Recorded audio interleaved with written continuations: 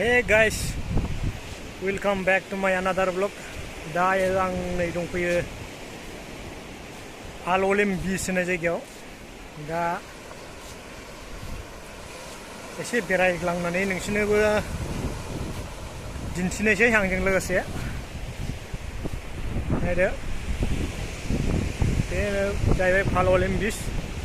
दा माने अफ सिजनखाय माने बारा मानसिफोर गैला आरोखि बारा दावबायारिफोर गैला बिराद खमसै आरोखि नैबे जुन मासनिफ्रायथ' अफ सिजन फुरा सोलिनोसै नालाय दा आंबो माने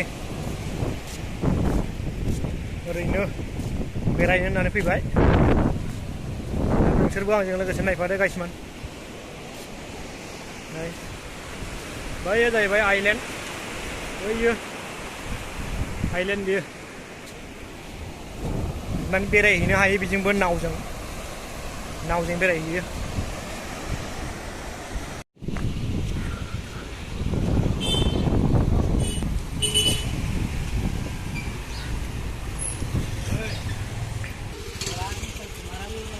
नायदो लोगोफोर बेसेबां समायना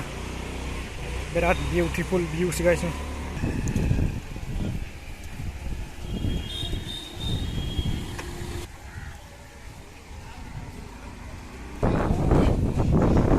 बिराद शानदार बिराद समायना भिउस गाइस नायदो नै फाइनाली गाइस आं सफैनो हाबाय नै दा बे जायगायाव नोंथांमोनाबो आंजों लोगोसे नायफादो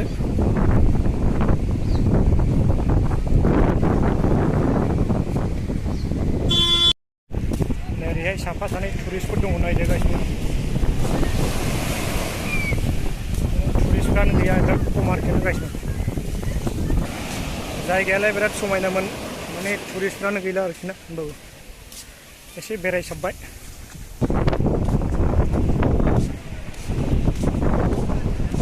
इन्जय खालामदो गाइसमोन भिडिअ गोदानबा अन्नानै प्लिज साबस्क्राइब खालाम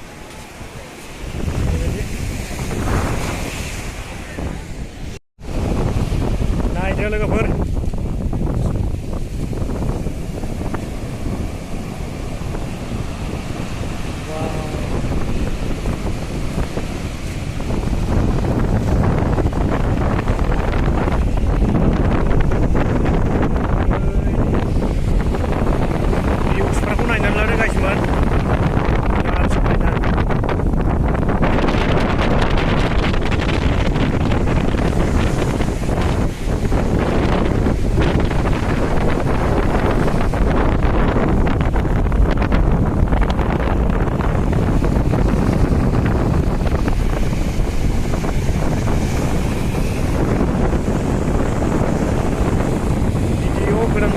लाइक खालामलांदो गाइसमोन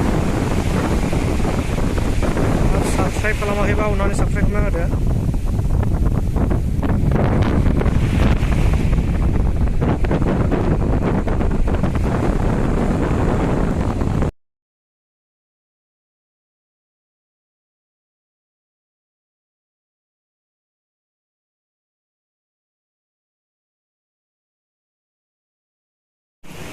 अके लोगोफोर दिनैनि गुसुं भिडिअखौ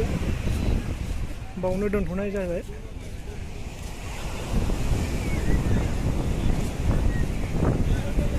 माबायदि नुदों अन्नानै साबस्क्राइब लाइक खालामदो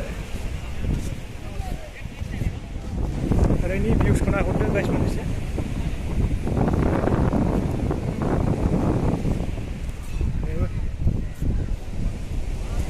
जायगायालाय एसे समायनामोन नाथायबा टुरिस्टफ्रानो गैला बारा इन्टारेस्ट गैला अके बाय बाय